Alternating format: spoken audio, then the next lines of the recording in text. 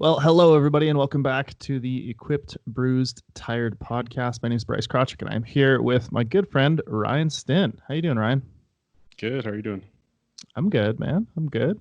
We were just talking about interesting diet strategies and weight class moves. You had some good stories there. Yeah, yeah. I'm not a dieter, obviously, as I sit here at 143 kilos. But every time I've successfully dieted, it's been with like some super fad diet.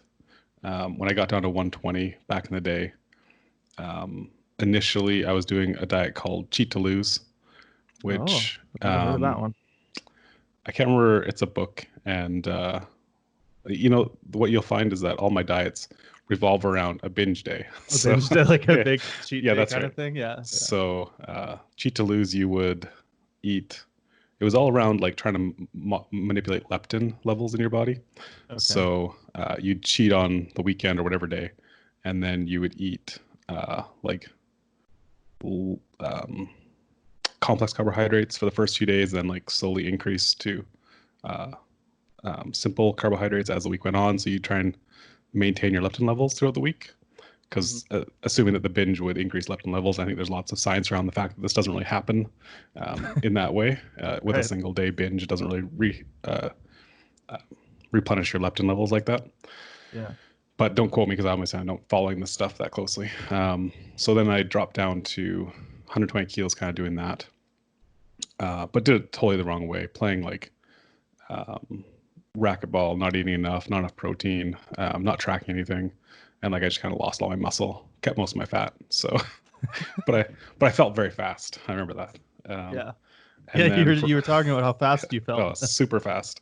I used to just run places for no reason. I mean, it was a light jog, really, but it felt like running.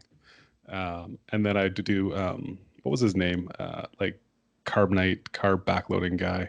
Oh, I can't remember. I definitely remember that thing. Yeah, so that whole thing, same idea, right? Was that Martin Berkins, the intermittent fasting guy, or was it a different guy? It was the same era. Yeah. So anyway, I did that for a long time. Again, I got to binge one day a week. I find it really easy to like stick with something when we have that little carrot, that, like, reward to look forward to. Yeah, exactly. Yeah. So, and then again, a few years ago, I did the slow carb diet that Tim Ferriss writes about in his 4-Hour Body book. Same idea: legumes, lentils, beans all week for your carbohydrates, and then whatever you want on Saturday, sort of thing. So that's that, and it seems to work for me. I don't know.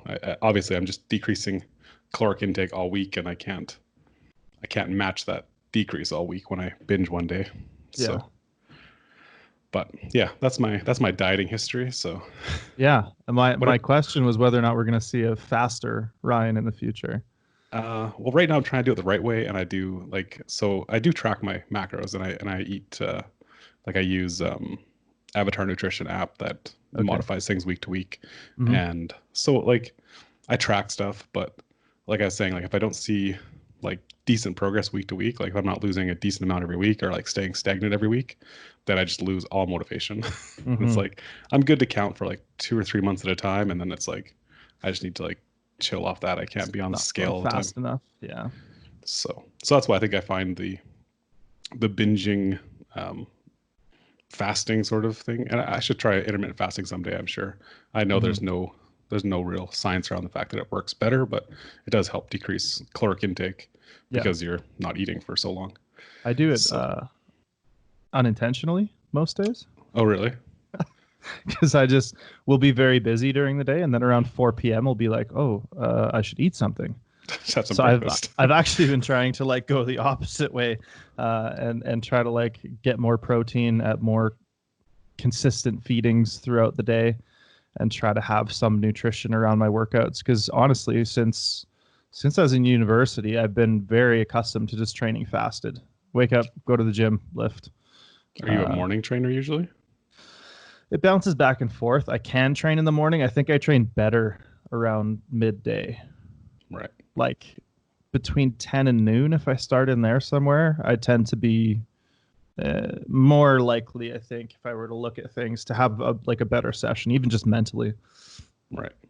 But yeah, so trying to like work on some of those small things which I think will help me get a little more consistent nutrition in. Because, yeah, I'm a 120 and I'm not super happy with my body composition at this point. So hopefully, if I can like kind of jostle things in the right direction over the next little while. I mean, I think being a natural trainee and going from 105 to 120 at my height, like it's kind of just inevitable. There's only so much muscle you can put on 10 years into your lifting career. Right. And over a span of like a year, right? Yeah, exactly. Like, so given 10 more years, probably no problem, but doing it in a short period of time is going to be pretty hard without some sort of non-legal supplementation. Yeah. And I honestly, like, thinking about being 120 for 10 more years, I'm not sure that's where my head's at with things. So I don't know. We'll see. My hopes are that I cut down to 105 one day and just immediately look like Russ Swole. Because that's a realistic expectation, right? You know, I do remember when I was dieting at 120. Actually, before that, when I was like 142 around the 2008 time frame, I remember saying like, oh, like if I'm 120, or actually the weight class was 125 at the time. Right. I remember telling like Rhea and Ryan Fowler that, yeah, like if I was 120, like I would have visible abs. Like without a doubt, guys. Yeah. Like I'm which gonna is be not true. Huge and shredded. Yeah, which was not true at all. That's surprising to no one except for myself. I'm hoping when I do make it back to 105, I look like a little bit better than I did before. That's my realistic goal. Yeah. But you're pretty naturally small. Like when you started lifting, you were 83, were you not? Yeah. And I had to bulk to 83. Right. So, yeah. So you naturally lose weight. Thin, brittle little bones. The bird bones. Yeah. These tiny little wrists. I'll blame my bench struggles on that. Yeah. If I stop tracking, and I've gotten to the point now where I'm much better able to maintain weight, but used to be for a long, long time, as soon as I would stop tracking, I'd start losing weight. Right. I think the best thing about tracking for me is that it keeps my protein intake up. Because as soon as I stop tracking, my protein intake just plummets. It's like I'll just have the same size chicken breast that Ray is having. You know, it's like instead of like 1.5 times or 2 times what she's eating. So yeah, exactly. Because you're like, I don't really want to force feed myself today. Yeah. So did we get you said we had a question from Instagram? Yeah. Dive into that. Let me pull it up here. I will, of course, have lost it now, but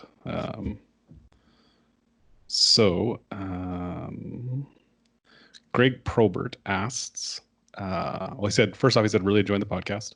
Thanks, he said, Greg. could you, when you go through what alterations people do to their suits/shirts, could you explain what those alterations do? I'm an equipped lifter, but I don't understand what tightening the sleeves on a bench shirt would do, or tightening the hips on a squat suit. How do you tell they need tightening? I've always just used standard fitting equipment. I figured this might be easier for us to just kind of delve into for a bit. So I don't know if you want to take a little bit. And Sure. So in my experience, and honestly, like I've talked to Mike about it before, and I was picking Pete's brain when I was in Texas at Titan, a little bit about so, you tighten the sleeves on a bench shirt. How does that make anything actually tighter? You know what I mean? Because you imagine the sleeves get tighter, it has no impact on anything else. But the way that it's constructed and the way that it's sewn, the sleeve will actually kind of pull more fabric, or help to very slightly tighten the chest plate, and or will then not allow the sleeves to go up as high. So I don't know if anybody out there has used like a slingshot or something before. I think that's probably one of the bigger things that you get out of tightening the sleeves, is that the sleeves don't ride up as high anymore, or they're harder to get as high. But if you take a slingshot or a ram or a bench daddy or whatever, one of those sort of like bench assistance things, and you wear it up really high, it's not going to stretch as far across your chest because it's pinned up into your armpits. But if you wear it down around your elbows, it's going to stretch a lot more. So one of the things that tightening the sleeves on a bench shirt does is it prevents it from going up as high. Therefore, it's going to stretch more fabric across the chest. And for me, it seems like a way to kind of tighten the chest plate by proxy, because I've had a lot of struggles with really tight chest plates, but tightening the sleeves seems to make the overall fitting and the overall working of the shirt just a little bit tighter without taking a huge jump to the next size chest plate. Does that kind of mimic your thoughts or your experience with that, Ryan? Yeah, I think that's so. I would say like um, when your sleeves, especially like, so I know some people just tighten low on the sleeve near the elbow, but I like to tighten up higher. And I almost think Yeah. about like when you pull your arms, when you start the bench, you can feel the back of the sleeve kind of digging into your tricep. So the closer you get that piece of material fitting your tricep, the sooner that starts to dig in. So trying to tighten it up near that point will start giving you more support as you come down sooner. But yeah, definitely like you said, it's a millimeter, 2 millimeters of tightening that chest panel because the fact that it's just pulling everything a little bit snugger across. Mm-hmm. And I think there's also a little bit of and I don't know the science behind this, but the compression on the triceps as well. Mm-hmm. So I think even maybe just psychologically, when I have a tighter sleeve, I feel like I get a little more to the top of it. Sure. And that Yeah. could be the stretch across the chest panel, but I think there's a little bit of a compression element on the tricep as well that helps. Yeah. Um, Again, maybe psychological, maybe not. Um, the same, so like a suit hips, I think I like to tighten my hips up because I find they don't restrict depth the same as like say tightening your straps will do. Mm-hmm. Um, but they just feel like you just have more. I don't want to say pop. It just feels more support. Like it's holding you together a little better. Mm-hmm. Um, and so to me, like yes, they'll probably restrict you a little bit to get depth, but not nowhere near the same as maybe tightening up your straps would do. Yeah. Um, so hips, I like tight hips, and that's why I used to wear the Inzer suits because they have naturally a tapered hip, and so Okay. they're much tighter on the hips to start. Um, so whereas the Titans have like a the non-tapered, like they're almost like they're bowed out at the hips. Right. So I find that really important to pull the hips in on a Titan suit. Mm-hmm. Yeah, I think for me it's a lot of that same feeling you were talking about with the kind of where it starts to dig in and where it starts to support on the triceps is kind of a parallel for how I feel it starts to manipulate the strength curve or the feel of it in a squat suit when you tighten the hips. Um, so I think if you get into a suit and the hips are loose, like you're not going to get a whole lot of rebound to kind of like very literally sit into. Whereas if the hips are tight, I feel like as you sit into the bottom, your hips, generally speaking, will probably externally rotate a little bit, and I think some of that helps to kind of just build more tension across the suit. And I've definitely had more success tightening hips than tightening straps, or having a suit with inherently tight hips versus inherently tight straps. In terms of just, I think that straps play into positioning loss a fair bit. And how much position you have to give up to get to the bottom. Now I know somebody like Ramsey says that he is the opposite, right? Like he prefers to tighten the straps more and leave the hips a little bit loose. So you're going to get some people that I think are on either side of that line. But yeah, that's kind of Yeah, my 2 cents. I think gear's very personalized, and how you like it is going to be a little different than how the next person likes it. So Mm-hmm. if you find that the standard stock fitting stuff works well for you, and you don't, you're not itching to tighten it up, then go with it. Mm-hmm. Especially if you're kind of, I think in this episode we talked with Dean about his best fitting gear stuff he kind of grew with. So Mm-hmm. as he gained weight, he kept the same gear, and the gear stretched to basically custom fit him. Right. And that's I've definitely had the same experience where when I'm a little lighter and I start gaining weight with gear, it just fits really nicely. Mm-hmm. Yeah, that's kind of my hope as I fill out the 120s here too. And even moving from like 115 or 116 at Worlds to more like 118 at Nationals definitely felt a little bit of that for sure. I think one thing with the Titan equipment though is that it does give in, like it does sort of break in to a point after say maybe 7 or 8 solid sessions in it. So I think sometimes taking it in just that couple of millimeters just makes it feel like it's new again. And insofar as I understand, that's a lot of the Ukrainian strategy is basically like use it till it stretches, take it in, use it till it stretches, take it in, and they just modify the same piece of equipment until you have Semenenko blowing out his suit, basically, until there's like no more give left in it, right? But right. I think that's also another way to kind of maybe not grow with your suit, but have the suit continue to maintain its tension and integrity until it doesn't, obviously. But you don't see that very often, I don't think. Yeah, I think like there's been times where Rhea would almost take her shirts in weekly as she used it. It would be use it, take it in like a seam width sort of thing. Yeah. And then like, because, just trying to keep up with that stretching as especially the new stuff, right? The new stuff stretches way more than as it gets older. But so you just kind of match that stretch of it to find that position that works really well for you. Yeah. I've heard that's a very Blaine strategy. Yes, I would say so. Yeah. When Blaine has a sewing machine in his gym, there's a reason. That says something right there. Yeah. All right. Cool. All right. Well, with that said, I did mention our guest today. So our guest today is going to be Dean Bowring, a lifter from Great Britain. Dean's been competing since 1993. He has around 90 meets on Open IPF, which is huge. He's been competing since. Yeah, I think he said he started competing when he was 16 years old. Yeah. And he had started out in like a commercial sort of gym. And first time he went to squat in a real gym, I think he said he loaded up 165 kilos, which is, I can't even imagine that. Like pretty impressive. Most people work a lot of time to get to 165 kilo squats. So Dean, obviously naturally talented, still competing, but been competing for a long time at a very high level.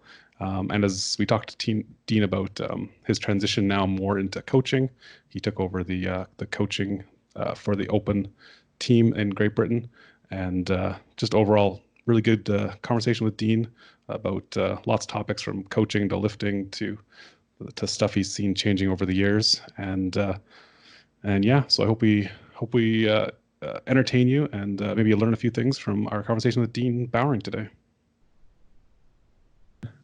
All right, Dean, thanks for joining us this week. We super excited to have you here. We chatted with Ali last week, and she had very high praise for you. So we decided we wanted to speed you up on our list and get you on the podcast right away. So first, you've been in the sport for a super long time, and not to try and imply that you're old, but you started competing quite young. The earliest result on Open IPF is 1993. But that's also a European championship, which I feel like probably shouldn't have been your first meet. So maybe your history goes back a little bit longer than that. Do you want to just talk a little bit about how you got into the sport and how you were first introduced to the sport, and maybe how European championship was your first meet? Yeah, so it didn't take very long. So I started college, and as part of college, I've never really done sport in my whole life, not really, not been into it. And but as part of college, we had to do like a physical education. So I knew that I was like okay strong. So one of the options was like a leisure centre multi-gym. Do you know the ones? It's like you just put pins in each station around. It's like a big circle. Oh, yeah. And but that was at a leisure centre. So I went up there my first day, and I could do all the weights on every single station. And but it was open to the public as well. And a guy just goes, "You're really strong. You should lift free weights." And I was like, what are free weights? I don't even know what that is. And so he gave me the address of a guy called Terry Morris, who is a real old time powerlifter. And he had a gym in his garden in Southampton. And I phoned him up and I went down there. And he made me max out my first day. But I went in there. As you do. Quite fun. Yeah, so I think I was still 16 at the time, and I did 165 squats. This is just walking in the gym, never done anything like this. So I did a 165 squat, a 105 bench, and a 205 deadlift. Wow. And jeez. And he said, "You're pretty good," and and that was that. And I never really looked back. I went to a guy there took me to my first competition, and I loved it straight away. Loved it. Not to say I've never been into sport before, And that was that. And I don't suppose I've ever looked back, really. When I started, I think I qualified, my first comp qualified for our national championships, the British Championships. And back then, you used to get a letter through the post saying, congratulations, you qualified for the British Championships. It's on this date. If you just sign the form, send a check, and then away you go. And so my parents were really good. They took me to everything. And I just turned up on the day. I think I came second on that day, got invited onto the national team, and then went off to the Europeans. I think my first one was Belgium. That would be what you saw in '93, probably. Right. So you remember your first year was, did you start that year then, your first meet? It might have been the end of '92. Okay. You know. And you said you were about 16 then? Yeah, so when I started I was 16, but I think I turned 17 pretty soon. So okay, so that was before sub junior, right? You're just a junior. Yeah, then. it was just under 23 back then. Right. Yeah, there was no girls either. So speaking of this is kind of like more of a equipped podcast, obviously by the name. You've experienced kind of firsthand the generational progression of the gear. Did you ever think like, whoa, this has all gone too far, or was it just like, give me more sort of thing? My opinion is, if we hadn't have let bench shirts in, there would be no classic powerlifting.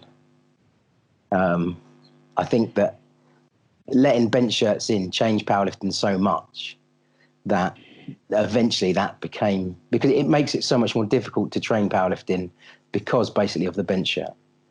I think you can more or less do it all on your own but bench shirt is a thing that on your own it's a dangerous thing. Yeah, Totally.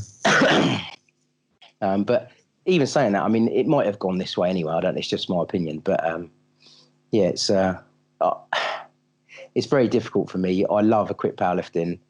I love powerlifting just in general, but equipped powerlifting is where my heart is. And I don't know. And I should stop calling it equipped. It's powerlifting. There's classic powerlifting and there's powerlifting. Yeah, that's how the world champions are. So yeah. So, and this is kind of an aside, but do you miss the marathon suit like every other old time lifter I've ever talked to? No, not at all. They used to blow all the time. They were horrendous. You ever have one go at the bottom? It's not a nice experience when your ass comes out and everything. Well, they got runs right away in them, right? Like they always ran. All of a sudden, when the arse goes and you're suddenly going down, and you can't stop it. Just keep going down. Yeah, I think that Titan squat suits for me are far superior to anything that was out back then. Right. All the old time lifters I know are always like, oh, the marathon, you'll never beat the marathon for deadlifts. It was the best suit ever. Yeah, so me and deadlift in suits have never really got on very well. I actually think there's quite a lot of lifters around that don't get on with deadlift suits. Mm-hmm. The amount of people who come to me that in classic lifting, they say, I want to have a go at the equip. So they come to me and we'll say we do squats, we do bench, we do deadlift. They improve maybe a little bit on the squat, but even just the first time they put it on, mm-hmm. bench, they never get a touch, but they lift loads of weight. Put the deadlift suit on or squat suit on to try some deadlift, and they're lifting 50 kilos less than what they can do without a suit on. And they think, oh, I thought the suits did it all for you. You go, no, this is not how it works. Isn't this supposed to help? Yeah, it does eventually, but it's hard work, isn't it? Are you a conventional puller in the suit, or have you bounced back and forth? No, I've always been conventional. I have messed around with sumo, but my arms are too short. Okay. And I'm too round. Yeah. I don't know, man. Conventional in the suit, I feel like that's just super challenging to get that sort of mix of positioning and actually being like having the suit tight enough that you're going to get anything out of it. So I think it's a bit of a fine line with conventional. Is that kind of your experience as well? Yeah. So you get a huge pop off the floor, but then what happens is I always found that your legs straighten so fast that mm-hmm. you've got no chance of locking out. So you end up kind of just hanging forward with the bar in your hands and you're never going to lock out.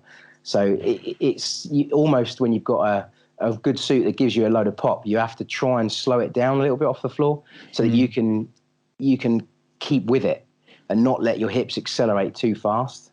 Right. But you get a lot of people do that. They're never locking out. You just have a looser strap. and then just really tight legs and hips, and then a looser strap. Yeah. So Ryan and I did kind of sort of like we said, dug back through a lot of your competition history, and it looked like you had about almost 90 meets on the database, anyways. And we were both really impressed that only about 4 of those were classic. So that's pretty cool, considering a lot of people tend to bounce back and forth a lot. What is it that kind of keeps you going equipped as opposed to getting into something else? Is there something that keeps you drawn to powerlifting instead of classic powerlifting? Well, I suppose the first thing is that there wasn't any classic powerlifting for a lot of my career. Mm-hmm. It's fairly recent. So if we're going all the way back to 93, and then I actually have watched a podcast with Stian of yours, and he says that he would tell himself if he could go back not to do 10 meets or 12 meets in a year. And I actually would be completely opposite to that. I love lifting. I think that my lifting improved massively by lifting every other week. I loved it. One of the big things that you see, it doesn't matter how strong you are in the gym, on the day of a competition, if your nerves come into play, everything comes into play apart from your training, all the muscle memory, everything that you've learned. And I think by competing over and over and over again, you get so good at competing, you don't get nervous, you don't get all those things. Then the work you do in the gym does come into play, and you lift so much better. Mm-hmm. It's interesting. That's kind of like that. Would you say that's something that you try to instill in your lifters? Because I know Ellie talked a lot about that same kind of perspective and wanting to compete a lot. Yeah. We also, it's fun, isn't it?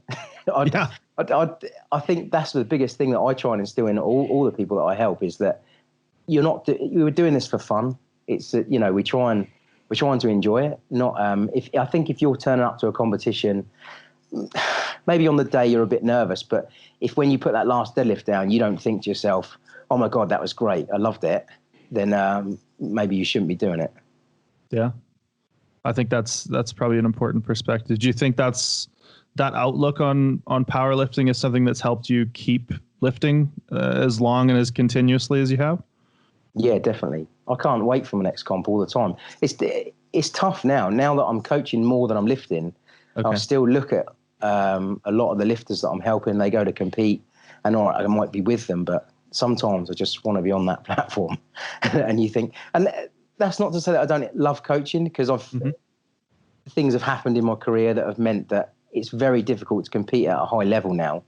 And that is also a punishing thing mentally, that all of a sudden you're nowhere near as strong as you were 5 years ago.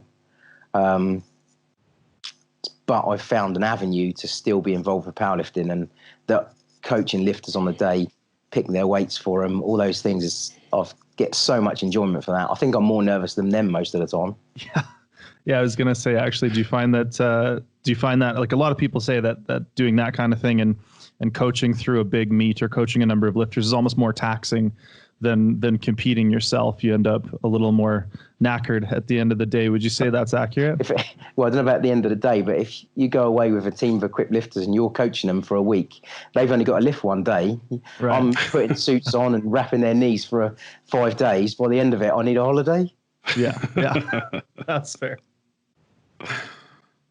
Yeah, I think like going back a little bit, you really talk about how competing is fun, and I think also kind of leaning on the fact that competing is a skill, and practicing that skill is important. And I see a lot of people who they'll do a meet and they're like, "Oh, I don't want to compete again until I am this strong, or until I can hit this number," instead of being like, "No, I need to practice the skill of competing," which I think is really important. And I think it's a good point you brought up there is how important it is to practice that skill frequently. And especially, with a newer classic lifter, you can compete pretty darn frequently. Yeah, I mean, I think that sometimes you have to look at it as you're only actually as good as your last competition. So no matter what you've done in the gym, if your last squat was 250 and you've just done it for 5 in the gym and you think you're going to be amazing, then you're wrong. You need to turn up and think, well, my PB is 250, I need to just try and do a bit better than that. And that happens to a lot of lifters, and a lot of lifters who don't lift very often. They think that they've been away for 3-4 months training. Like we're using the 250 as an example. They've squatted 250 at their last meet. They've trained for 4 months. They then think they're going to be immense.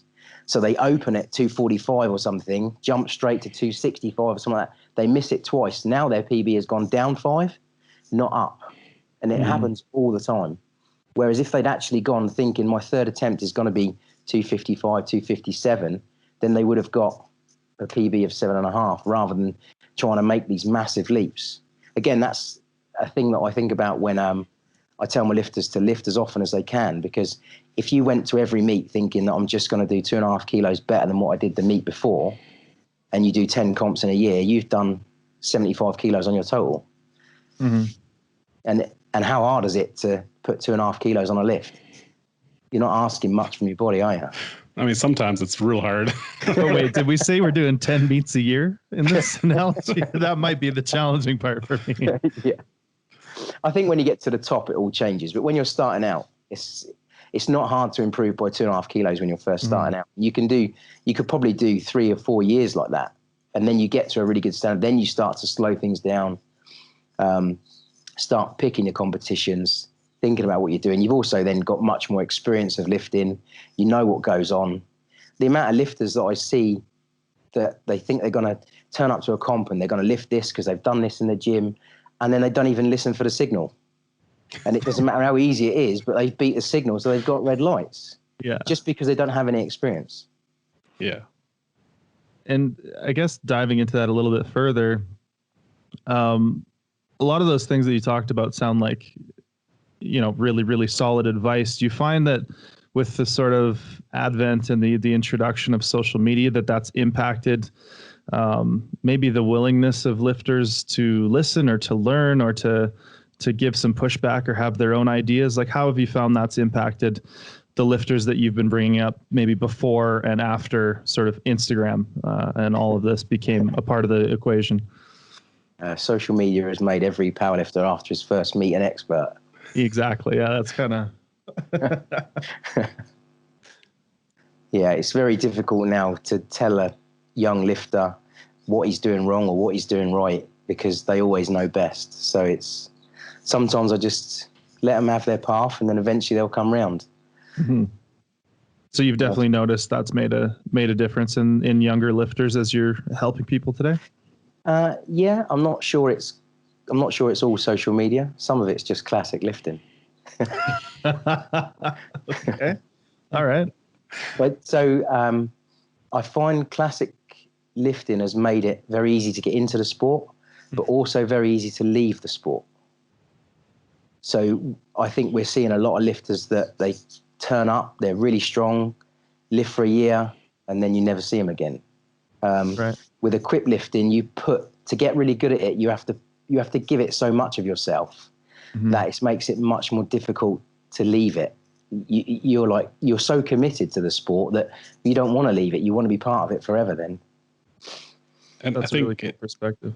In the same way with that, like with equip lifting, so often you're so reliant upon your team for safety, for their safety, for your safety, that you build more of a community, and then you don't want to leave that community because now you're a part of it. Well, yeah, that's the whole big thing, isn't it? So when you go to a classic meet, how many lifters do you see turn up on their own? They turn up on their own, they lift, they put their own attempts in, and they warm up on their own and do everything. The whole day they've done on their own, and then they just leave on their own. If you go to a powerlifting meet, that never happens. One lifter turns up, he's got a team of people with him. And, so it does make it. And I think even when you go to internationals, the equipped powerlifting internationals are much more community, I don't want to say driven, but everyone knows everyone. Mm-hmm. Everyone's very, very friendly. Not saying it's not in classic, but because you get that, it's more singular.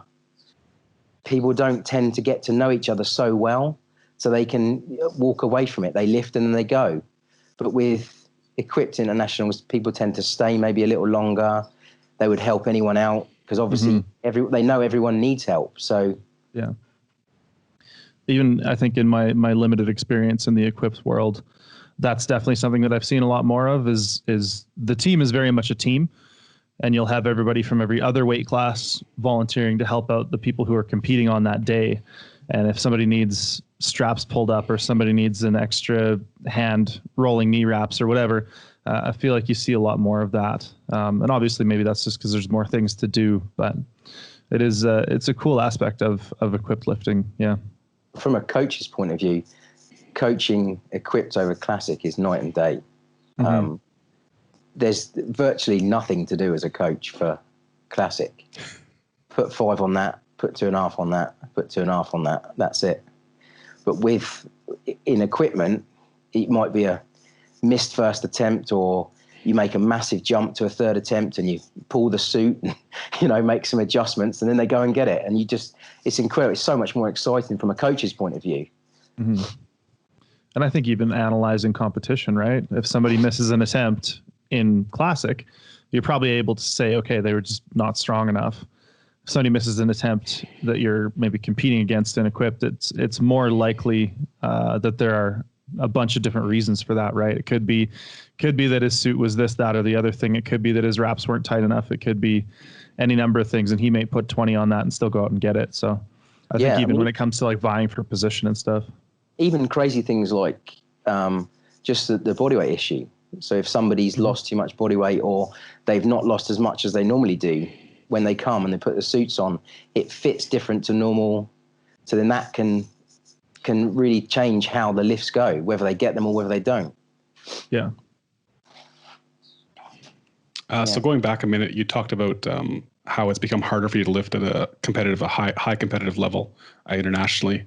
And Ellie mentioned when we were talking to her that you had a pretty serious knee injury a few years ago. That's because she made me do an assault course. Okay, well, she did mention it might have been her fault a little bit. Is that the injury you're kind of talking about, or has your career been fairly injury full or fairly injury free, I guess? So injury free up until the last couple of years, or 4 years, say. The knee, I'm trying to remember how it all happened. The injury that I've had, that I basically finished my powerlifting career at a high level, was rupturing my auxiliary nerve in my shoulder. So I came out of a squat it was the last squad before the IPF Worlds in Luxembourg. I think that's 2015. Mm-hmm. And as I was standing up out of that squat, there was a bang in my shoulder, immense pain, and then nothing. And the reason there was nothing was because it was a complete rupture of the auxiliary nerve, which controls all deltoid function and touch sensation in your upper arm. At the time, I didn't know what it was. Eventually, I got diagnosed. I had to have reconstruction surgery, but the nerve, my shoulder's never, ever been the same. I can't really lock out a big bench anymore. So, and without a bench, in today's world of powerlifting, and without a big bench, there's, when you're talking about going from 300 down to, I don't know, 220, you take 80 kilos away.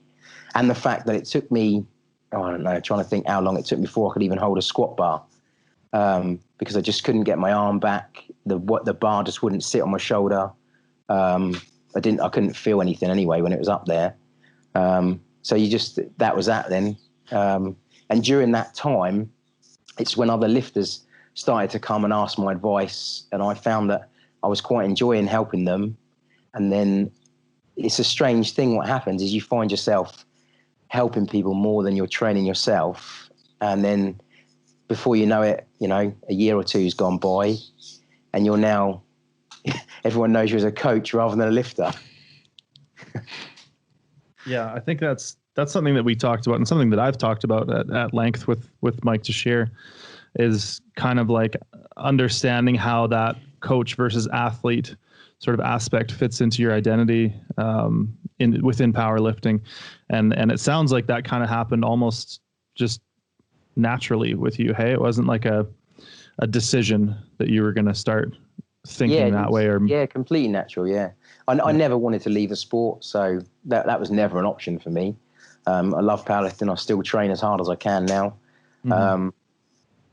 But I love going to meets and helping lifters.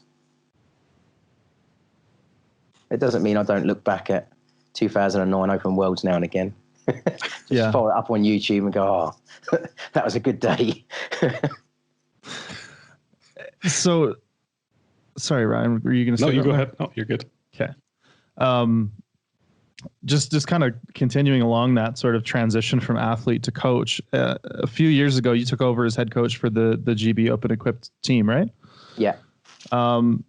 What has that been like? Have you? I mean, obviously you've enjoyed that, but can you tell us a bit about that and maybe some of the things that you've learned or enjoyed the most along that sort of ride? So I think, so I was still lifting. So what happened in my career, I went from being a super heavyweight, decided that it was time to maybe lose some weight.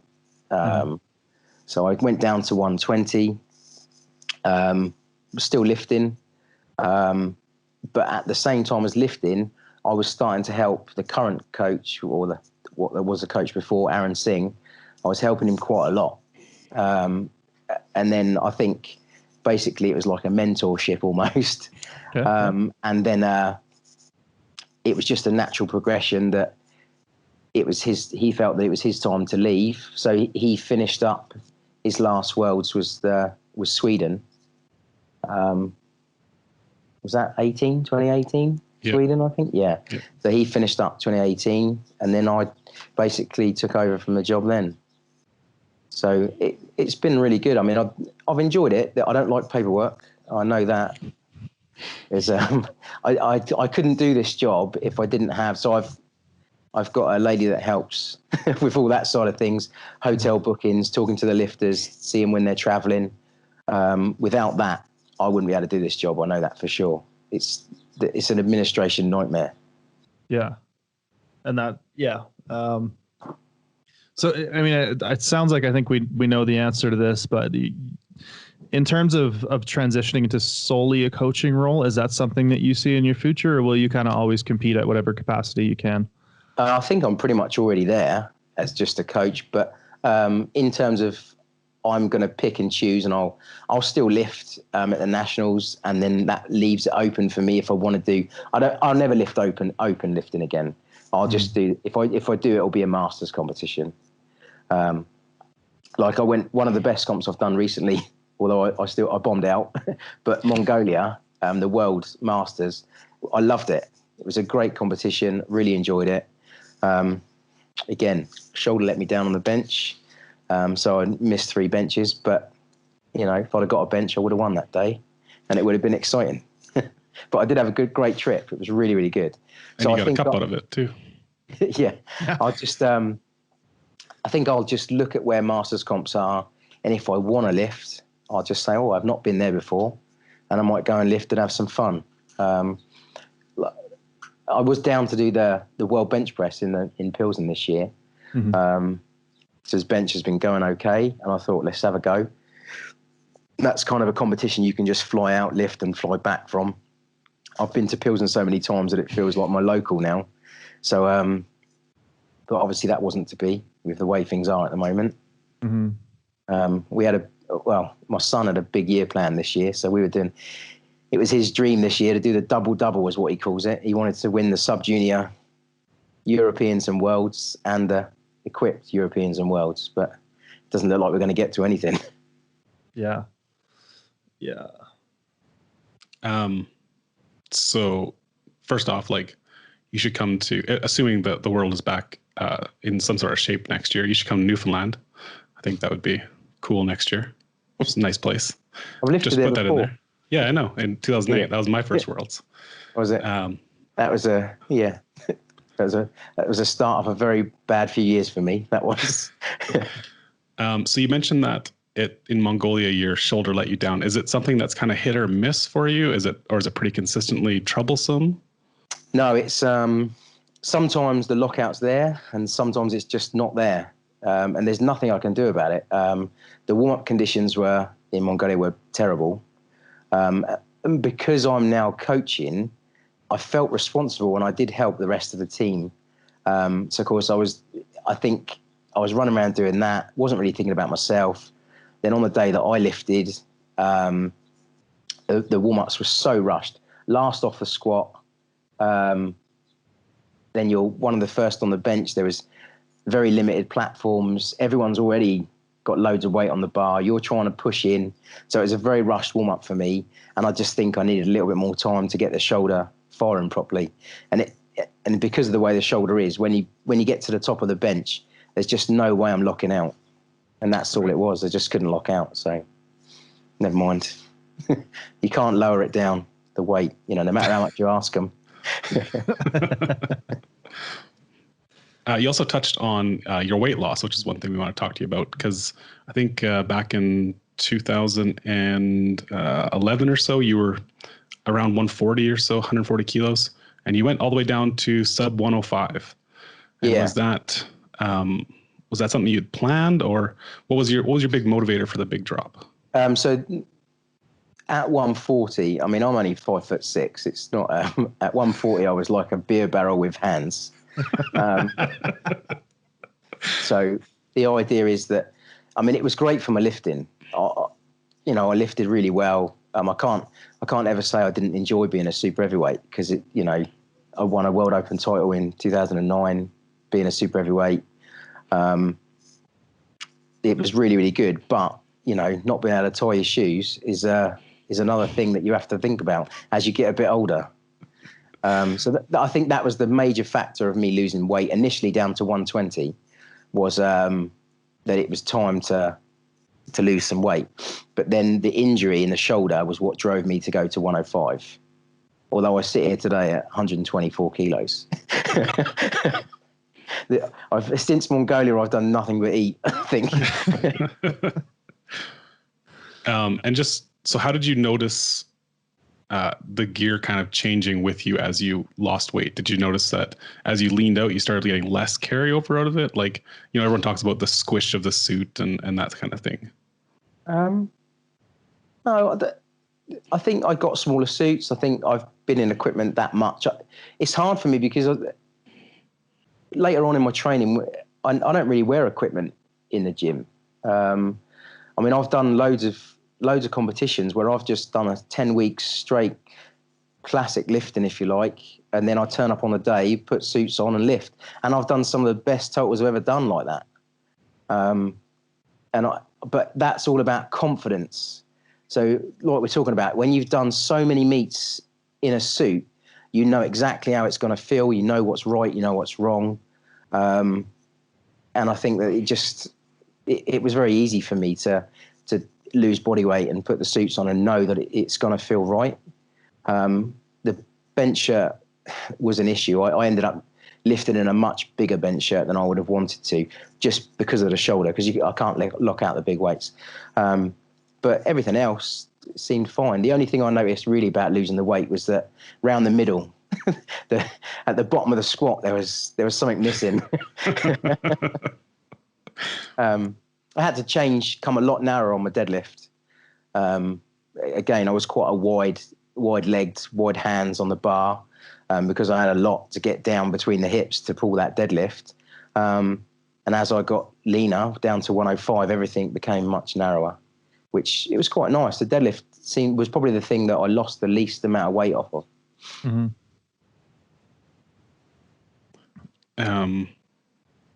Sorry, I had a question here and I just lost it.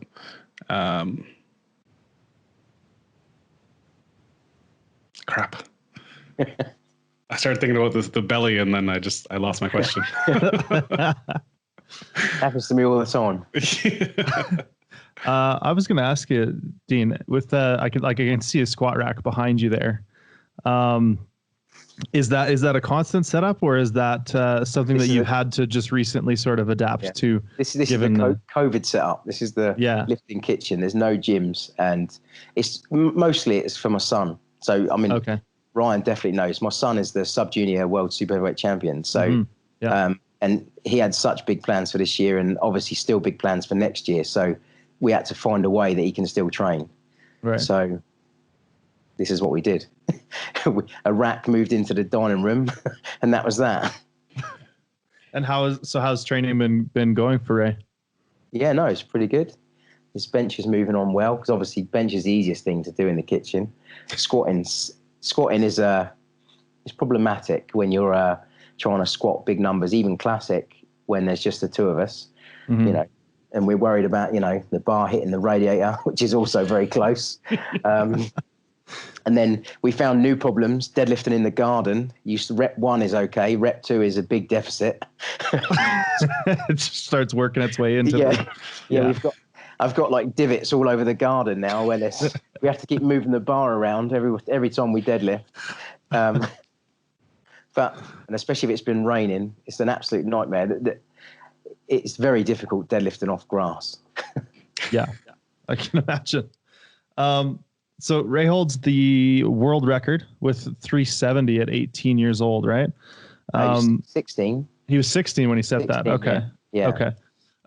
So with his training, was that something that he kind of naturally became interested, like saw you doing it and was into it, or did you kind of find yourself, you know, hey son, try this squat suit on, you know, kind of a little bit of encouragement there. I got to be careful now because he sat right opposite me. Okay. He's way bigger than me now. So he's always come to the gym with me since he was like, you know, 5 or 6 years old. Never really did anything in the gym, but he's always been around it. So always came to powerlifting comps with me, knows everybody. So I think it was the natural progression was that he would start picking up a bar sooner or later. He's messed about with it. You know, I've got videos of him doing some stuff in the gym with me when he was very, very young. And it was only just recently that he started to take a little bit more of a serious interest in it. I can see him now, but I will say he's a very lazy trainer. He likes to do one big set of squats and then go and lay on his bed. That's pretty much what he likes. So I've orientated all his training around that scenario, that basically he does one big set and that's it. He's done. He's finished. Then sometimes I find myself begging him to do some assistance. You know, sometimes it works, sometimes it doesn't. But it is difficult for me because I see so much potential. But he's also, you know, he's 17 and he likes to go out and do things. But he's got big plans, so we'll see how far he goes. Yeah. So I mean, getting more into that coaching side of things, like, do you find that it's a very different relationship coaching your son versus coaching any other of the athletes that you've worked with? Yeah, very different. When I ask my other athletes to do something or give them a program, they do it. What happens when you ask your son to do it is you just get a lot of pushback and a lot of storming out the room. When it gets hard, I'm not doing that, and just leaves. And then what can you do? You know? Yeah. It's probably a very different thing to try to switch between those two hats of like dad versus coach, and figure out where those are appropriate.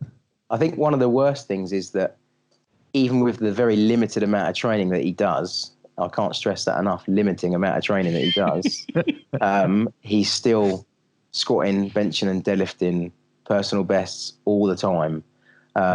On the platform, I think where he's been to competitions so much with me, what I was talking about earlier, like the amount of times he's been to competitions, if you see him lift on the platform, he looks like he's been doing it forever. And that, I think, has been a massive help to him. And so he I don't know, he tells me, I'm going to lift this, Dad. And I say, look, there's no way. We're not even near to that in training. And then he goes and just does it anyway. So that's interesting. You think that there's been some like experience gained from even just seeing so many powerlifting meets and being to so many powerlifting meets that maybe he's got an edge, where even though, you know, he wasn't competing at a lot of those meets early on, but now just is so comfortable with it. Hey. Yeah, he's so comfortable around powerlifters, around a general competition, just turning up and to know what happens. You know, when you're first starting out, just the weigh-in can be stressful because you don't always know what's going on. But because he's been going to all these comps since he was, you know, 6 years old, he knows exactly what's going to happen. He knows he knows all the rules. He knows all the time scales. So everything just seems so natural to him that there's no nerves, no bother, so laid back and chilled about everything. And I think that does help him a lot. And having the squat rack in the kitchen or in the dining room there, so that he can literally just squat and go to bed. Has that helped, do you think? The squat has been problematic. I think spotters. He wants spotters. That's fair. I'll agree with that. I think for me, squatting with no spots, even in my own personal experience, you tend to guard yourself quite a lot because you don't want anything bad to happen. Mm-hmm. So, excuse me. So you tend not to put everything into it, or because you're guarded, you don't squat as well as what you could. Right. So I think there's been a couple of incidents where that's become an issue with us, and so we're hoping that we've heard rumors that we've just got 2 weeks to go, and then maybe some gyms are going to open. So, right on. That'd be good. Yeah. But everything else is going pretty well. So good. So on the topic of spotting and squatting and safety and those kinds of things, each time we have somebody on the podcast, I do a bit of a deep dive and look through people's Instagrams before they come on. And I saw that there was an incident, an equipped squat accident, I quote, with Jack Johnson, I believe it was. It was horrendous. At one point. Yeah. What happened there? If you're okay talking about that. Yeah. So I don't know. He doesn't actually lift anymore at the moment. Okay. I've found Jack at just some bodybuilding show he went to. He did when he was 15, he did 10 reps with, I think it was 210 on the deadlift or something. He did 10 reps in the interval. And he was only 15 years old. And I was like, wow, this is incredible. And so I went and spoke to him. And next thing you know, he's training with us and powerlifting. And he's done a few comps. I think he even still holds the world bench record, sub-junior bench record now. And he was getting stronger and stronger. Obviously, if you're training with me, some point you're going to get equipment on. So he was going really, really well. His training was going brilliant. And all that happened, he stood out. It was 350 on the bar. He stood out with it. He stepped out, stepped back. And for whatever reason, I don't understand, he just ran the bar back into the rack. It didn't even look like he lost his balance. He ran the bar back into the rack. We weren't expecting it. He hit the rack like any other rack. It was fixed at the front, but it wasn't fixed to the floor. And the weight just kept going, and he was in it, just kept going and kept going. We tried to grab him. Obviously, when that weight's going over, there's nothing stopping it.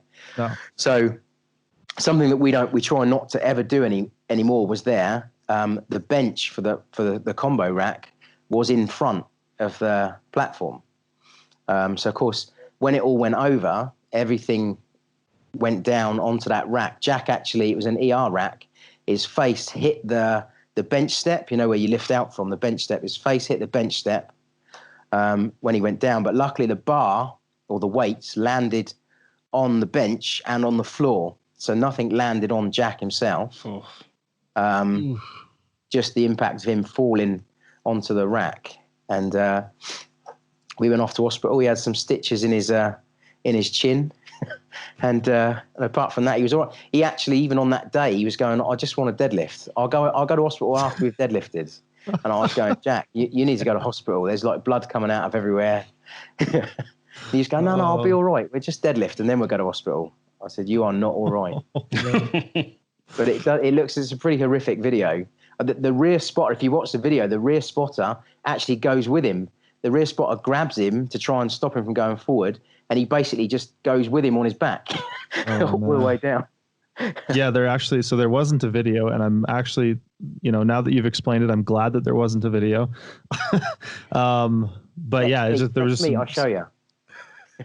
I'll play it to you. There were just some photos, and yeah, it looked like he had opened up his chin and maybe a cut on his head and stuff. So yeah. Yeah. So the main impact was on his chin on the step, but he bounced off that. And then the actual step of the ER rack scraped up his face, and it caught his eyelid and ripped his eyelid as it went over. Oh, jeez. Yeah, it's pretty bad. Oof. All right. We're going to take a total departure from that because I'm starting to feel a little lightheaded. All right. So the second thing that I came up with there was April 2016. Now, there seems to be a post highlighting a very special pair of underpants that were making their way to Denmark. What's the scoop with that? There was a photo of you holding a pair of underpants, talking about somebody's underpants were going to Denmark. Is this just like totally blacked out of your memory, or? Yeah, I have no idea. Okay. All right. Okay. I'll have to look that up myself, see if it jogs in memory. Yeah, I don't know. I think it was maybe Look, somebody's special competition gear or something. Oh. So I remember the question I forgot earlier. So we're going to go back a little bit. Sure. You had been talking about that in the past you would go 10 weeks of training, go to a meet, put your gear on, which I think is like a pretty big departure from how a lot of people are training equipment these days. I know even myself, like when I'm training gear, I'm basically in my gear every week, week upon week, for, 12, 16, 18 weeks at a time sort of thing. Do you, for your newer lifters, do you try to get them to that point? Do you feel like there's a benefit to staying out of the gear, like health wise, or I don't know. I just want to kind of dig into that a little more. Yeah. So with Ellie on a build up to say the Worlds where she squatted 217, she wore a suit twice.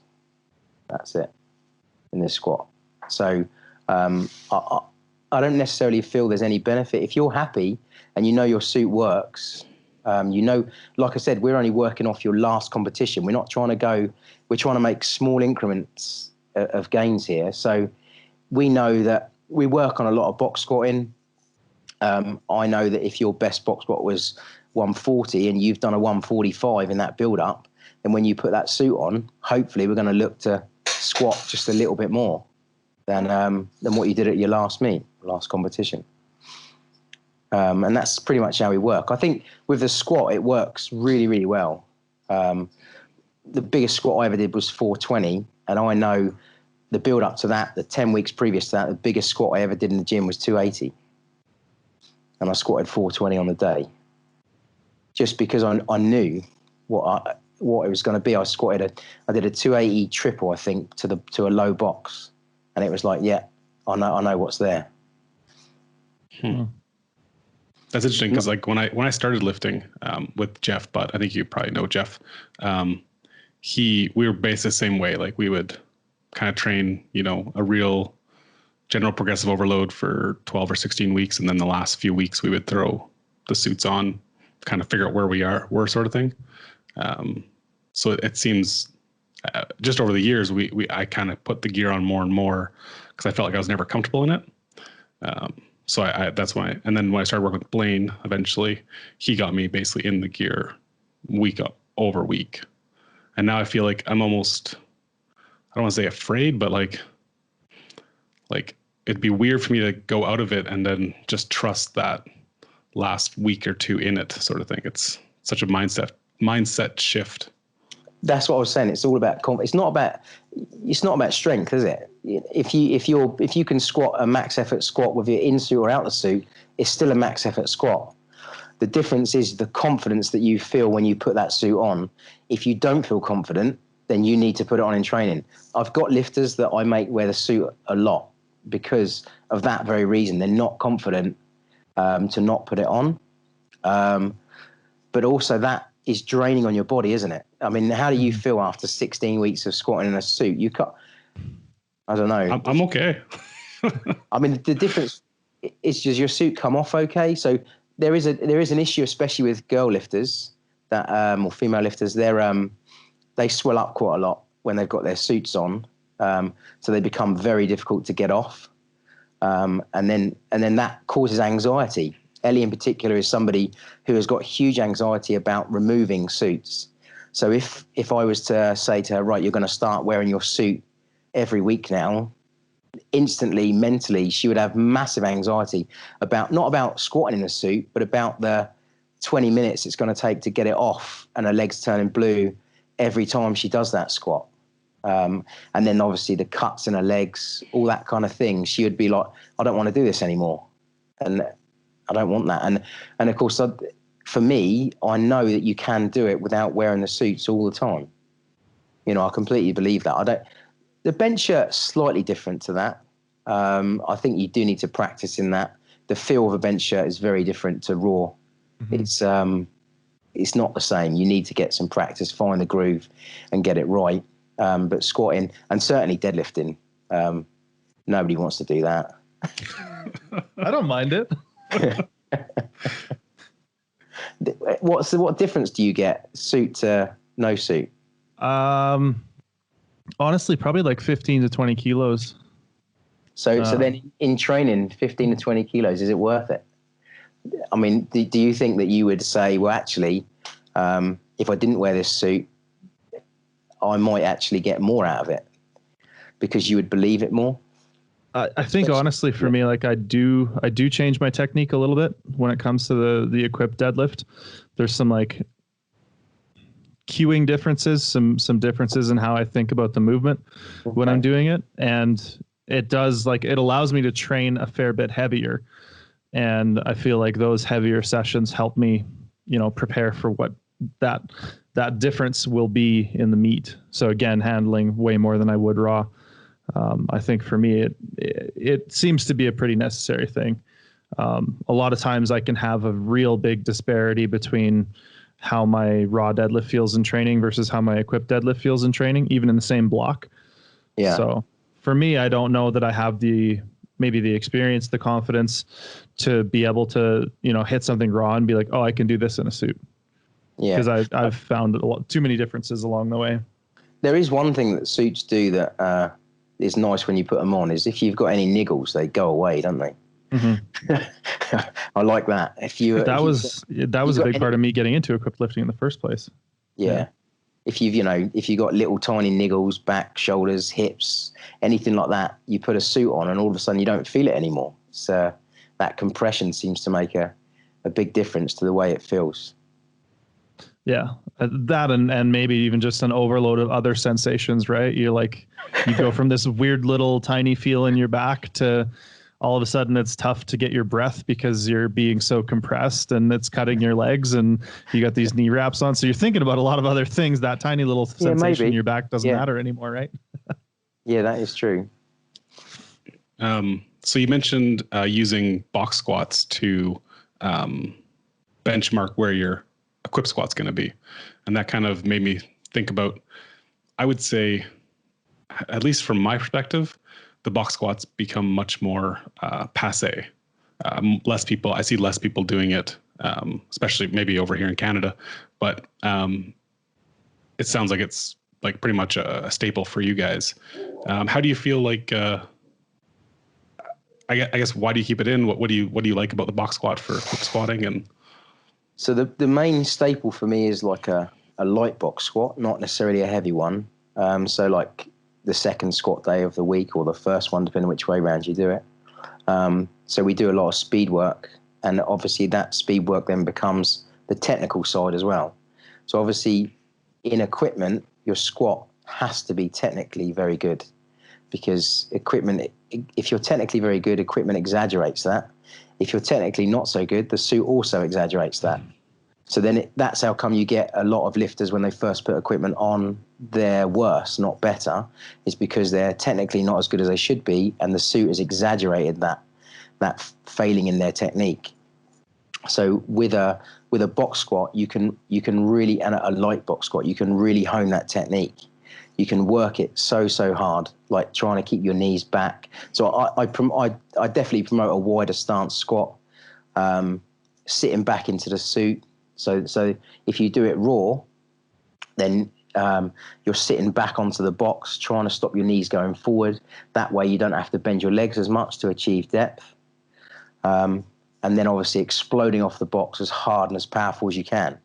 But you're only talking maybe 50, 60% of what you can squat. And we wouldn't do loads of reps, we would do loads of sets. So again, that whole setup process, so it's lifting the weight out, setting it up, maybe 2 reps, put it back in, have a minute rest, go again, maybe 12 sets. So it sounds pretty similar to like a West Side conjugate style. Yeah, definitely. Speed day. I definitely like a lot of what West Side do. There's a lot I don't. There's a few things. I don't think technically they're as good as what they could be. But yeah, I like the ideas of a lot of what they've got, and it worked well for me. So, Right. I always think to myself, well, if it works for me, just a short round man, why wouldn't it work for anyone else? Yeah, I mean, your frame is very average. All right. Did you have any more questions? No, I think I could probably keep going, but let's keep moving on here. I think we'll be here all day otherwise. All right.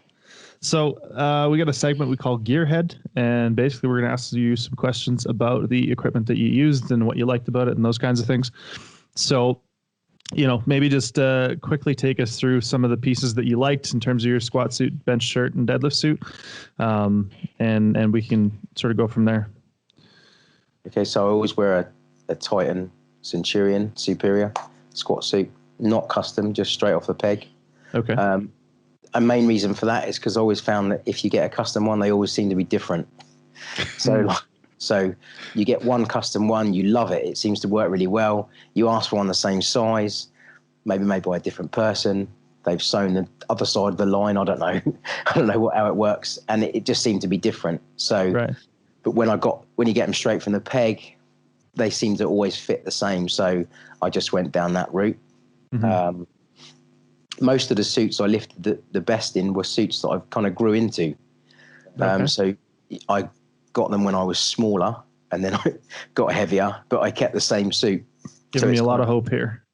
Yeah, no, I believe that you kind of grow into it. It stretches out with you. I mean, whenever you get a suit, your first time you put it on, it's so tight. By the time you've had it on 3 times, you think, hang on a minute, this is, I'm just pulling this on easy now. Yeah. So I should have got one size smaller, but that one size smaller, you couldn't even get it on. Yeah. So, but if you've got a suit that you've got bigger and grown into it, then you can always get it on, but it's getting tighter as you get bigger. Mm-hmm. Bench shirts, again, I've always had trouble with bench shirts. I mean, I used to, when I was 23, I pressed 240 raw in our bench press competition. 242, it was the British record at the time in the old weight classes. And then I only ever, I think 305 and a half is the best bench. I might have done 307 in the old weight classes. And I reckon at that time I could have pressed maybe 250 on a good day, maybe 260 raw. And, but I just never seem to get the crossover that some lifters got. And I'm still fighting with that now. Even with my own lifters, I think the Ellie works. She's got a suit going well. She's benching well, but I'm struggling with a lot of that, the bench sort of stuff. I like the Supercat. There's the low neck one. Mm-hmm. Mm-hmm. I think, but I think the main reason that goes down well with my lifters and with me is because it never feels like it's gonna garrot you. Right. So, you can really get the pecs out, get it high, get the front really nice and low. Mm-hmm. And then deadlift. Oh, I just used to wear a squat suit. I've had a few deadlift suits. What we talked about right at the beginning with just locking out, your knees locking out and you're left out hanging, you're not locked out yourself. Mm-hmm. But with a squat suit, I managed to get a squat suit that seemed to work really well for me for deadlift. And I always wore that. In fact, I think I had the same deadlift suit for like 10 years. So, yeah, I can see that. And did you do any modifications of any kind to your gear? Like, did you learn to sew? Did you have somebody locally that did those things, or did you just not do many modifications? No, so nothing that I've had. Recently, I've got my deadlift suit has been modified, but that was only because it was modified for another lifter, and then I've had it back. But everything I've worn has just completely been stock. Huh. And if you remember the sizes, do you remember sizes on stuff? People always specifically ask us what sizes people wear. So squat suit was a 48 when I was a super. Bench shirt was a 54, I believe, when I was 140 kilos, 54, and the squat suit, I have no idea that I used to deadlift them. I think it might have even been a custom suit that I never squatted in. Because it's got some numbers in it. But I think I just wore it for deadlift one day and was like, oh, this is nice. I can actually lock out. And that was that. Just stuck with that. And the knee wraps are is it the black and gold ones? I don't even know. Signature golds? Is it Signature Gold, yeah. I think so. Yeah. I've just recently tried they're over there now, the Max RPM, the orange ones Oh, Yeah. from Titan. I actually really like them. Some of my lifters like them as well. They're not so harsh on the skin. Mm-hmm. So you seem to be able to really get them tight and then not quite as harsh on the skin. Yeah. You get 12 revolutions out of those things or something. Yeah. Sometimes and then some more lifters you can get, you lose count. They've had so many goes around. Yeah, I guess, eh? up and down and up and down. And then you look up at their face after you put the knee ups on and they're crying. And I don't know what that's like. You just learn to block that out while you're rapping, eh? Yeah. And then for squats, did you squat in flats or heels? Yeah, flats, always flats. Again, for me, it's just because I'm sitting back into the squat and I want to bend my knees as little as possible. So if I can keep my shins straight, then obviously you don't have to flex at the knee anywhere near as much. Because if your knee goes forward, a lot more flex of the knee, it means you're moving more to achieve depth. Right. Cool. And So we also, sorry. I was going to say, we also reach out to our listeners on Instagram and ask them for any questions they might have for you. So we got a few, and I'll just go through, we pick a couple that we kind of like. We'll go through those. So one question was, what is the biggest change you've seen in the sport, both positive and negative? Well, so obviously the biggest change is the advent of classic powerlifting. I think that's a massive positive for the sport, just because the huge quantity of more lifters, the huge quantity, the powerlifting exploded when classic became available. Mainly for me is because it was so much more accessible. Mm-hmm. You can teach somebody to classic powerlift in 5 minutes, can't you? Mm-hmm. Whereas in equipment, it takes a lot longer. Negative. For me, it's going to be drugs. It's always going to be drugs. The downside of powerlifting has always been drugs. So I've moved up the rankings a number of times through positive drug tests, and it's just it's such a disappointing aspect of a sport that it's in every sport, isn't it? But when you've got I've moved in the Europeans from 4th to 2nd, and you just think, this is terrible. I didn't even get to go on the podium, and I'm now finished up 2nd. Or even worse, you finish in a position out of the podium, and then somebody who was on the podium tests positive, I don't know, 3 months later, and you think, well, so nothing's happened to my position, but you knew they must have been dirty. And you think, I've been doing this for 25 years, slogging my guts out in the gym, and then somebody comes along who's been cheating. And it does put a real downside to the sport, as it would any sport, really. For sure. So actually, I got a couple here before you get into the rapid fire there, Ryan. So I got one question in regards to whether or not you've ever thought about sort of making a business within powerlifting and offering paid coaching. Is that something that you've considered or thought about? So when I first started coaching, lifters did come to me and they wanted me to coach them, and I did charge, and I lost the love for coaching almost instantly. Really? Okay. I think where if it was my full-time job, it might be different. Mm-hmm. But what happened was I work full-time. I've always worked full-time. I want to train. I need to continue to train. And then add into that, you've got lifters as well. If you charge, lifters expect. So you want, not only do they want results, but they need you to be there for them, even if it's just on the phone. And if you're not, they can say, well, I'm paying you for this service, and you're not there. But if I'm helping them because I love helping, if I'm not there one time, I can say, well, I'm just doing this because I really want to help you. If I can't be there, I can't be there. And basically, as soon as I stopped charging, I loved it straight away again. That's awesome.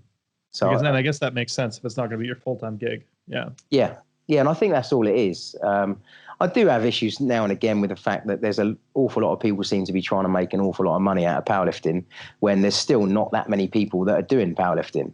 It's not massive sport, and people are just trying to rape it for everything it's got. And and I've always just been the complete opposite to that. I just want to put back into the sport, and hopefully people will get as much enjoyment out of this sport as what I've got. Mm-hmm. I got another one here about your thoughts on younger lifters getting into single ply, or maybe just more novice lifters. Like, how would you recommend somebody go, if somebody's just starting powerlifting, but they're interested in single ply? What do you think that progression looks like, or what would you recommend? Maybe go and watch a competition, an equipped competition, see what it's about, find people that do it, that are near to you as possible. Like, I get people just come and see me and just to have a one go, and then most of the time they actually quite enjoy it. It definitely adds something to the sport. And I'm never going to say no to any, especially a young lifter.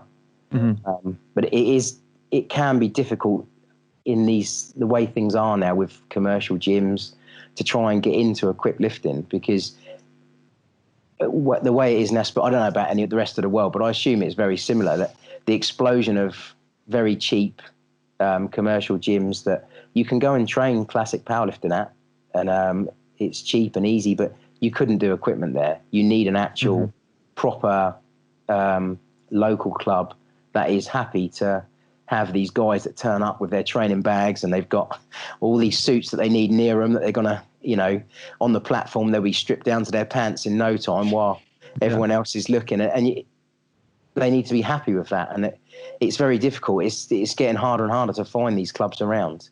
Mm-hmm. What's happening now in the UK is we're finding that you're getting like these little shed gyms that are starting up all over because they can't find anywhere else to train. So, but those gyms are getting bigger and bigger, and they're very equipped orientated.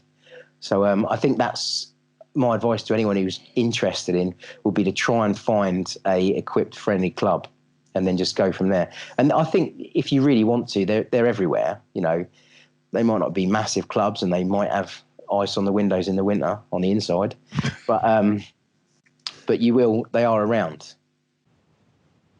Awesome. And one more before Ryan gets into, I think Ryan's got some good ones here for you. But there were a number of people that specifically asked about your longevity in the sport. And I personally think that's something that's pretty incredible. What do you attribute that many years of consistent performance and progression? What do you think are some of the keys that sort of allowed you to continue on that way? I don't really know. I think loving the sport has been massive, that I can't imagine my life without powerlifting. Mm-hmm. So I think if you really want to do it, no matter what, you're going to go. I mean, I have been to meets that I probably shouldn't have lifted in, bits hanging off, but I still went to do it because it was just the way it is. I just always wanted to compete.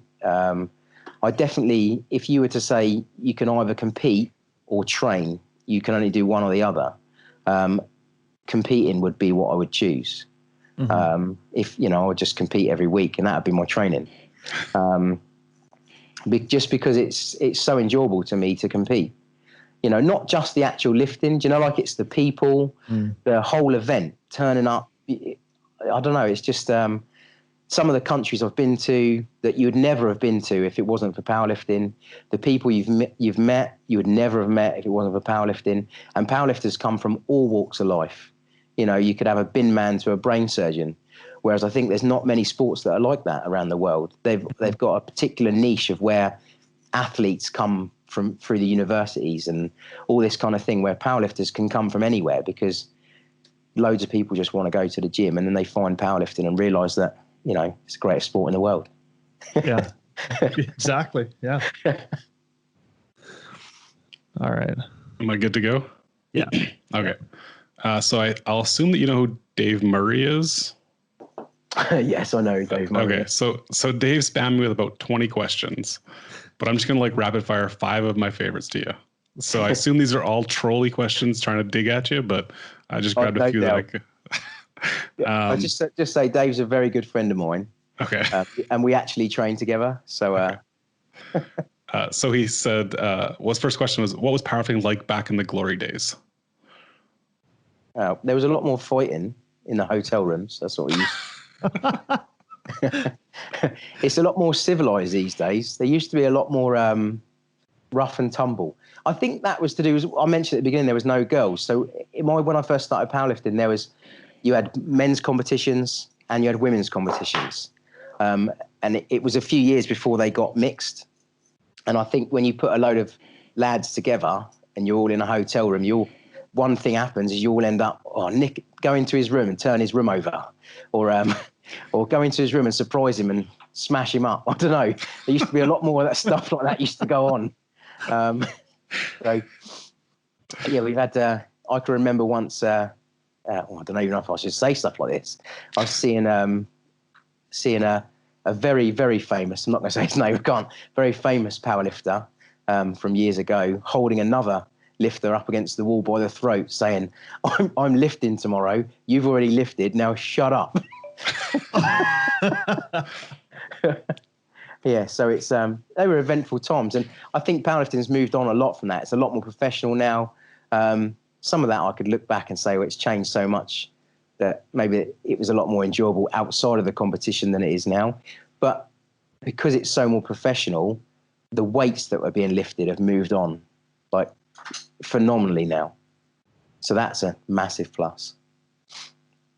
Okay. Is Butterbean a relative of yours? No. Okay. This might be a philosophical question. I'm not sure. But is it true that if you're traveling north, you're always traveling uphill? Oh, Dave is going to get hit so hard. No, that's just something my dad said once. That's why he's asked that question. Okay. If you're traveling north, it must be uphill because look at the globe. How much ibuprofen can you take before you're no longer considered drug-free? That's an infinite amount of ibuprofen. Okay. It's, yeah, it's not on the ban No list. limit. There is no limit to that. And the last one is Lardy cake anabolic. I hope not, because it's my favourite. And I need to ask, what is Lardy cake? Because I don't know. Oh God, I've got to try and explain it. So it's like it's a pastry basically. So it's like a bread with sultanas in it, and then it's got caramelized sugar over the top that is kind of with fat that is all run down through it, and it's very nice. Sounds pretty good. Very nice. Yeah, it's really nice. Okay. So like I said, there's a lot more by Dave, but those are the 5 that I kind of picked out of there. And the last one I had was, what are some of your best training numbers? And maybe they'd be worse than your meets, because it sounds like you kind of left everything on the platform, but was there any numbers you left in the gym that you kind of missed out on the platform? So the only number that is better than I've ever done in the gym to a meet is I once pulled 380. Ooh. So that's it. That was a glory day in the gym that I just was having a bash, and I don't know what happened there that day. So my best pulling comp was 365. But apart from that, everything else. So people are always shocked at the numbers I used to move in the gym to what I could move on the platform. But I always said, which way around would you want it? Like, if you had to choose, you'd always have it on the platform. There's no good if you can squat 450 in the gym, but only 390 on the platform. It's you don't want that. You want to be able to squat the biggest weight you can possibly squat on the day. And it's a wasted lift in the gym, isn't it? Yeah. More or less, yeah. I think there's too much. People do it for the gram, don't they? Yeah, exactly. Yeah. And they end up leaving it in the gym and not on the platform. That's it. Yeah. Leaving it on the gram. Yeah. All right, so that was my last listener question. So now we have a segment that are common questions we kind of ask all of our guests. So we'll start by saying, and I think you maybe mentioned this, but what would be the highlight of your lifting career so far? So can I have more than one? There's a few. Course. Sure. Yeah. So I think for me, obviously, winning the World Open in India in 2009, incredible day of lifting for me. I went 9 for 9. Didn't seem to matter what was going on the bar. It was getting lifted that day. It was such a traumatic lead up to that competition because we actually didn't have any visas when we came to the airport to fly out to that because there was a mix up. We thought we didn't need them. We had a special letter that was going to get us into India, but we didn't. So most of the team never even made it to India that year. We had to go to the embassy and we got like an accelerated visa. And then I think there was just 3 of us that ended up traveling to India to compete. And we got out there right at the end of the week, just in time for me to compete. So I literally landed the day before at like 3 a.m. or something, and then competed the next day. But it just didn't seem to matter what went on the bar. It was, it was my day that day. Mm-hmm. So that's one.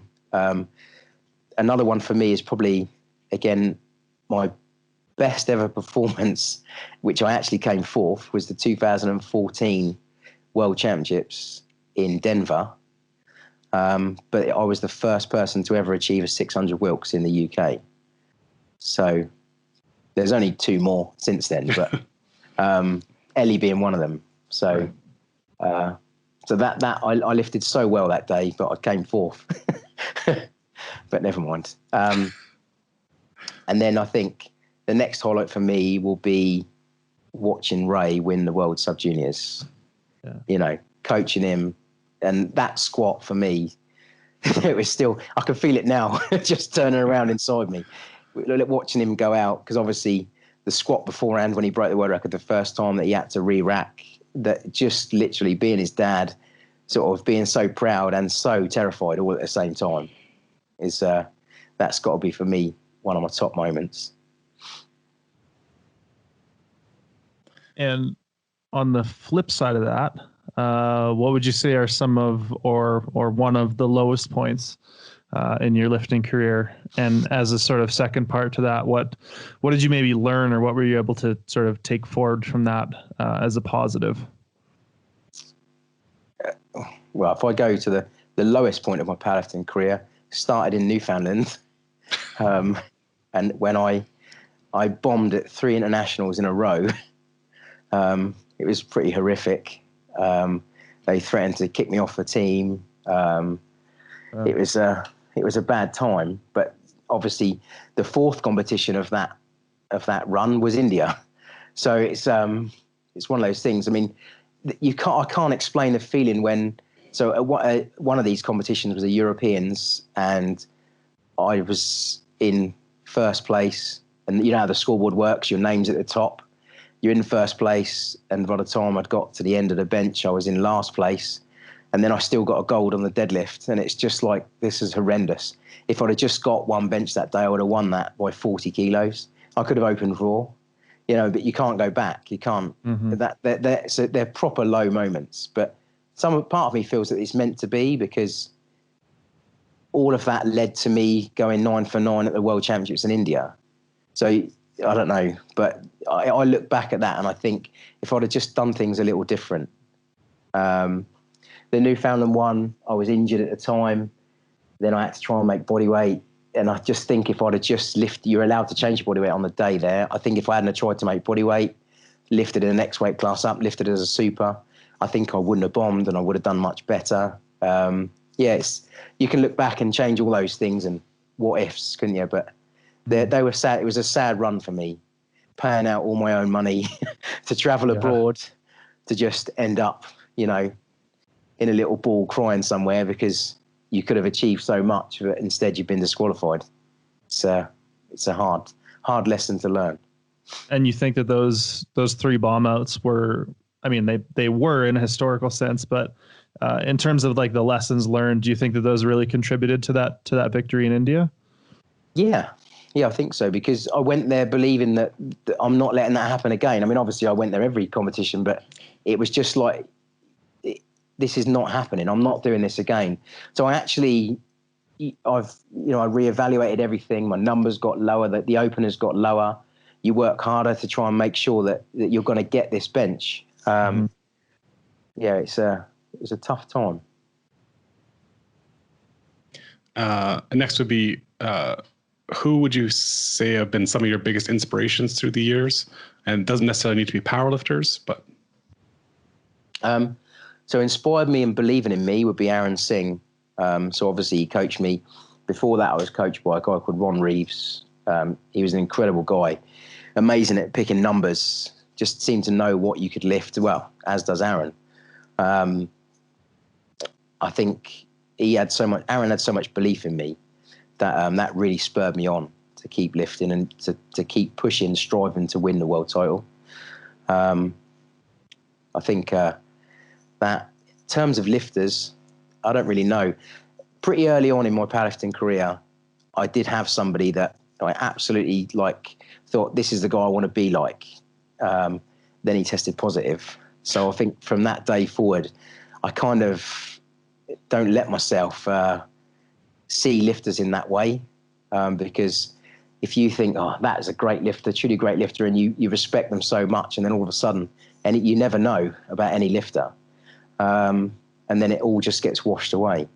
I was always of that belief that if everyone is drug-free to me, so I just have to see it as that. That's what I've always believed, is that if I can win a world title drug-free, anybody can. Mm-hmm. So, because there is people around that don't believe that. Yeah, that's for sure.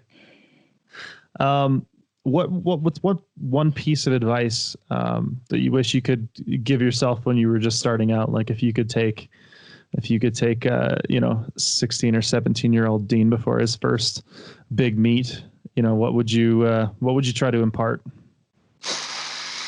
Oh, first thing I'd say is buy that gym when you was offered it when you were 18.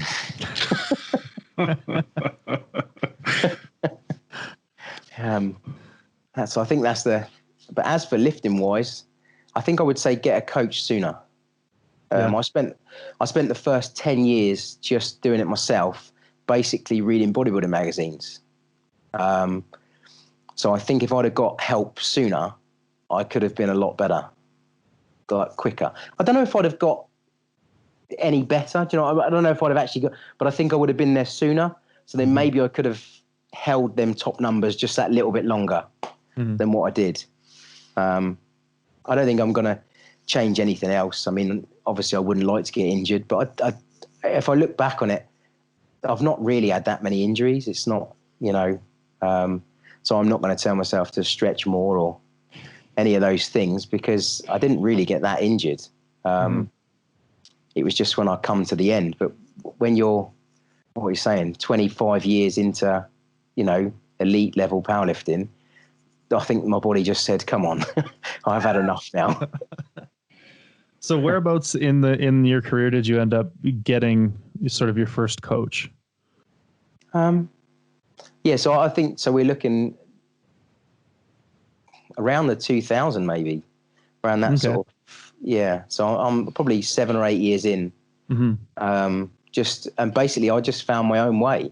I never really had a coach.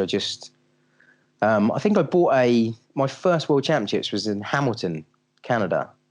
It was the juniors and masters combined. And I think I bought like a binder book, which I'm desperately trying to remember what it was called, but it was like a guide to powerlifting. Was it Bill Jamison's book? It might be, yeah. It's like a big white A4. Okay. Yeah, I don't know. I've got it, but it's at work. Still got it. And I read that, and and then away I went. And because I didn't do the internet or anything like that back then. So when I got that book, that was kind of what I used as a guide to train. Like I say, I used to wear a suit twice a week back then. It would be straps down on a Monday and straps up on a Friday. And that's how it went for, 7 or 8 years. But I think when I got my first coach, things changed. Lifting definitely got a lot easier. Meet days got a lot easier because somebody was guiding me and saying, look, this is what you want to do. Maybe a nutritionist as well. Those peanut M&Ms didn't go far enough. I think I always enjoyed powerlifting because it meant you could eat what you want, but when you look into it now, it's not quite like that. Lardy cakes are not the go-to. They're not the go-to, no. Still gonna try to find some, I think. So what would you say? I know we talked about Jack and a pretty serious mishap before. What's been your closest call? Have you ever had an accident or anything like that? No, nothing bad has ever really happened. Good. Yeah, I think I've seen a couple. over the years. There was in South Africa at the World's, I can't remember what it was. I think it was a Ukrainian lifter. The bench flipped over his head, but the spotter missed it. But it was on an older rack, and it didn't get. The one side went onto the safeties, but the other side went behind the safeties and down to the floor, and it just broke his arm. Yeah, you can imagine that's not very comfy. And then I think another one was in Pilsen, where a Norwegian lifter, I can't remember his name, he re-racked his squat, and he had the racks in, and his forearm was actually in the rack when the bar went down, and it just sliced straight through his arm. It was like a horror movie. I think they're the things I've seen, but I think powerlifting on the whole is pretty safe, isn't it? It's, yeah, I think those stories are usually there's nothing. Pretty far between. Well, if that's the only two stories or three stories including Jack that I've got from 25, 26 years of international powerlifting, it must be pretty safe. Yeah. Do you have, and this is actually a lifter question or a listener question I got, but I knew we had it in the comment questions. Do you have one raw lifter you'd love to see go into equipment? I think, I don't know. It's Ray, I know her name. What's the incredible 84 kilo American girl? Amanda Lawrence. Mm-hmm. Because I think her lifts actually lend itself. She already squats a bit like an equipped lifter. So obviously she pulls sumo, so she'll maybe get a bit more out of the deadlift, but she's already phenomenally strong. But I think I'd like to see her in equipment. And lastly, do you have any sort of, I mean, I know things are very much up in the air right now, but do you have any concrete goals or things that you're aiming for right now? Competitions that you're hoping will open up on the horizon or anything like that? I'd love to get to Stavanger. Desperately praying for that, because obviously they've moved the juniors to there as well. So Ray could lift, and I've got loads of lifters that are champing at the bit on the team that want to go and compete. They've all found a way to train. By hook or crook, they've found a way. So I'm hoping that we get to go there. Nothing the less that I love Norway anyway. It's great. When I've lifted there twice before myself, and they both times were absolutely phenomenal competitions. Like absolutely packed crowds. They had these things that like loud clappers that made noises. There was it was like 3,000 people every day packed out. Oh, wow. Just, phenomenal. The setup was incredible. Like in the warm up, there was probably like 10 racks, masses of room. And the platform was done in such a way that there was like the lighting was incredible. It's just phenomenal. All tiered seating. Yeah. I'm hoping that it's going to be like that again. And I want to go because nothing else. I've told all the lifters that that's what it's going to be like. I want to go there and see it. Yeah, so I would like to do that just so that we actually get some lifting this year would be nice. I think Ellie is on form as well, so it'll be sad if she doesn't get to compete.